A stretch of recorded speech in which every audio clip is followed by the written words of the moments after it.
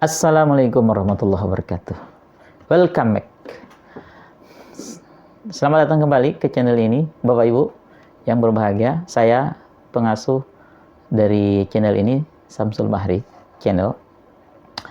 Bapak Ibu yang berbahagia, kita masih membahas tentang anak atau pendidikan anak, pendidikan karakter dan lain sebagainya. Kali ini kita akan coba mengulas bagaimana efek perceraian terhadap tumbuh kembang anak. Kaget kan? Kita tiba-tiba bahas ini. Ya, ini menarik karena ada selebgram atau YouTuber besar di Indonesia, Mbak Arya Ricis dan Mas Rian ya namanya suaminya ya. Itu dalam proses perceraian ya. Nah, kalau hal ini adalah hak mereka lah, kita nggak mau ikut-ikutan, kita akan membahas dari sisi anak saja. Tapi ya paling tidak kita yang pernah belajar begitu ya, dari mana? Dari kehidupan kita, dari ilmu diniyah atau agama yang pernah kita pelajari, ya. Perceraian ini halal, tapi sangat dibenci oleh Tuhan.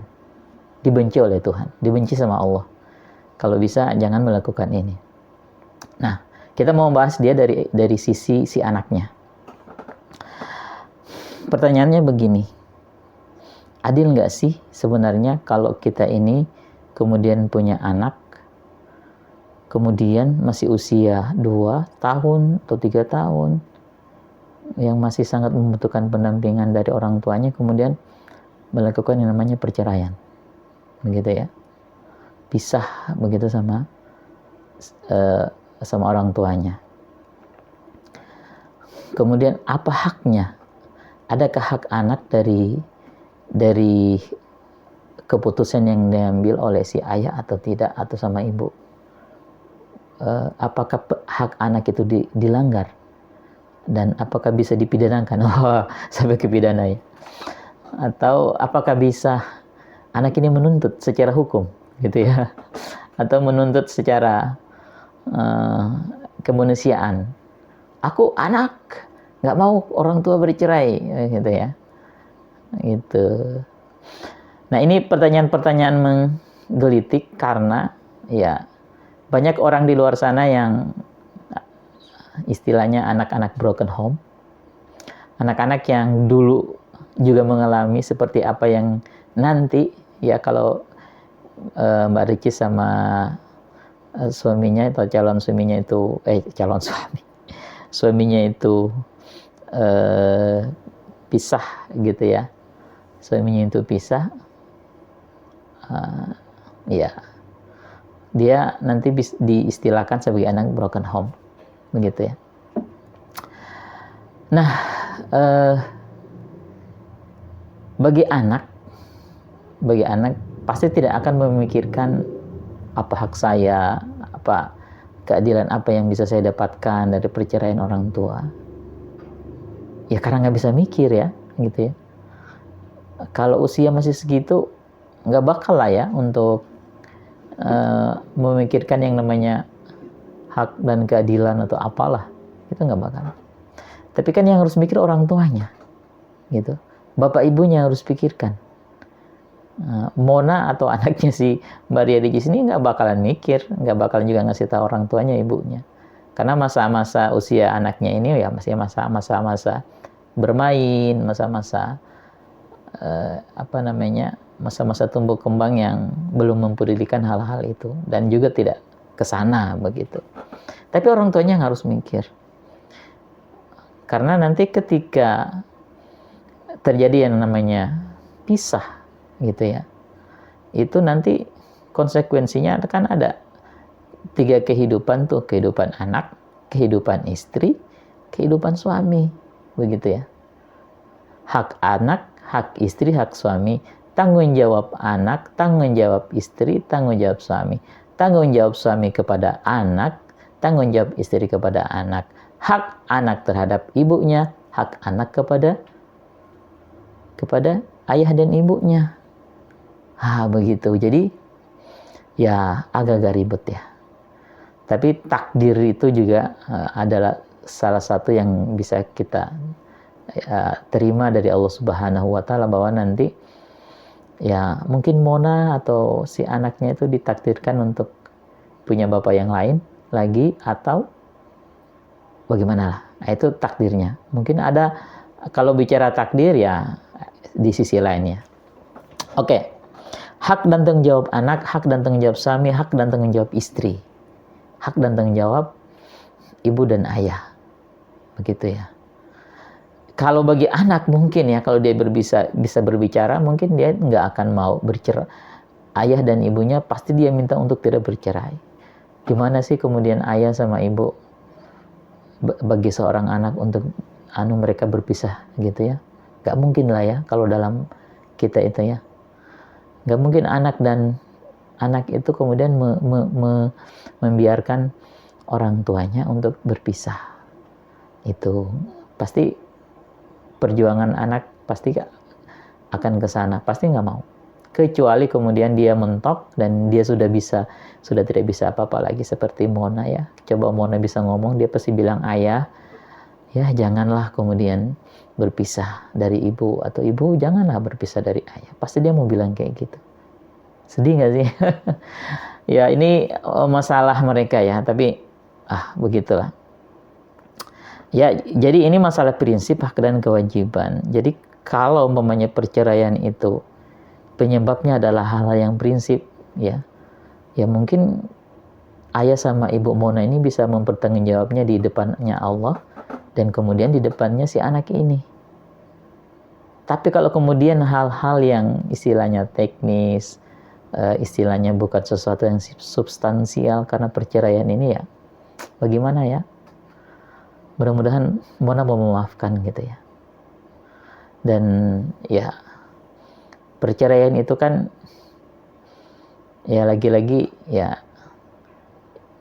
urusan mereka berdua, yang tahu penyebabnya itu substansi atau prinsipal itu ya mereka. Mudah-mudahan saja Allah kemudian memberikan jalan terbaik buat ayah Mona dan ibu Mona ya.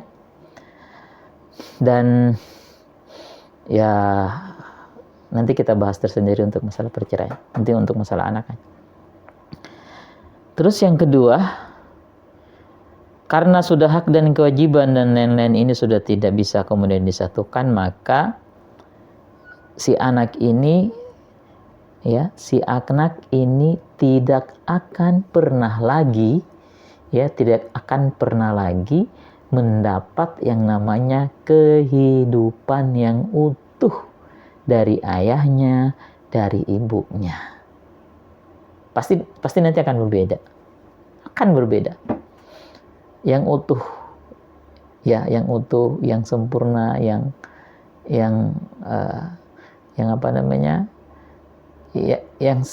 hak yang harus dia dapat semestinya, begitu ya.